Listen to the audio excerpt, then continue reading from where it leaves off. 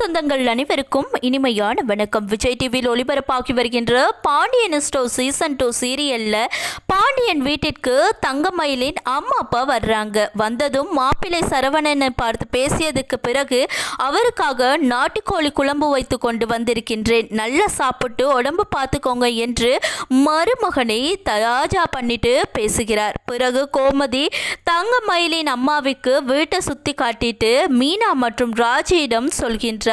அதன்படி மீனா மற்றும் ராஜு ஒவ்வொரு அறையையும் காட்டி இது எங்களுடைய ரூம், அது ராஜியுடைய ரூம் என்று சொல்லி காட்டுறாங்க. உடனே தங்கமயில் அம்மா அப்படி என்றால் என்னுடைய மருமகன் சரவணன் ரூம் எதுன்னு கேட்குறாங்க. அதற்கு ராஜி அவருக்கு ரூம் இல்லை, மாடியில் தான் தங்குவார்னு சொல்றாங்க. இதை கேட்டது தங்கமயில் அம்மா முகமே மாறிவிட்டது. உடனே மீனா நாங்கள் திருமணமாகி ஒவ்வொருவராக வரும் பொழுதுதான் எங்களுக்கு ரூம் ரெடி பண்ணி கொடுத்தார்கள், அதே மாதிரி சரவணன் மாமாவுக்கும் கல்யாணமானதும் ரூம் ரெடி பண்ணி கொடுத்து விடுவார்னு சொல்றாங்க. இதை கேட்டதும் தங்கமயிலின் அம்மா அப்படியா, இருக்கட்டும் இருக்கட்டும் என்று அலட்சியமாக சொல்கின்றார். இதனைத் தொடர்ந்து பாண்டியன் கல்யாண பத்திரிகையை அடித்து கொண்டு வருகின்றார். அதில் ஒரு பத்திரிகையை எடுத்து கோமதி பூஜை அறையில் வைத்து கும்பிடுகின்றார்.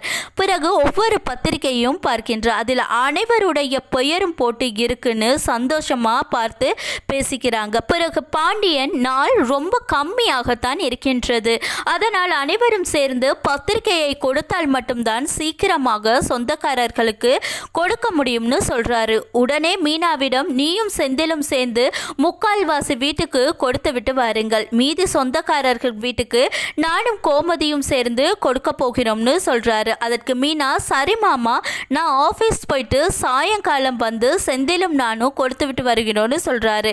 அப்போது பாண்டியன் அப்படி கொடுக்க ஆரம்பித்தால் மாத கணக்கில் இழுக்கும், அதனால நீ ஆஃபீஸுக்கு லீவை போட்டுட்டு பத்திரிகையை கொடுக்க போன்னு சொல்றாரு.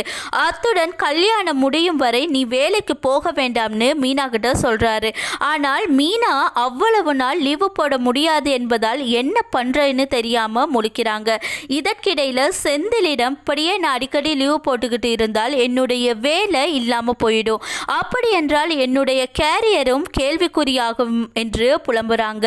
ஆனால் இதையெல்லாம் தெரிந்தும் பாண்டியன் சொல்லும் போது செந்திலால் எதுவுமே சொல்ல முடியாம வாயை மூடிட்டு வேடிக்கை மட்டும்தான் பார்க்க முடிகின்றது. ஆனால் இந்த கல்யாணத்துக்கு பிறகுதான் ஒவ்வொருவருடைய சந்தோஷமும் கொஞ்சம் கொஞ்சமா குறைய போகிறது. அதிலும் தங்கமயிலின் அம்மா சதிவேலைகளை பண்ணி அந்த குடும்பத்தில் இருப்பவர்களிடம் சண்டை மூட்டி விடுவார். இதனால் இப்பொழுது இருக்கும் ஒற்றுமை நீடிக்குமா என்பதுதான் மிகப்பெரிய கேள்விக்குறியாக இருக்கின்றது.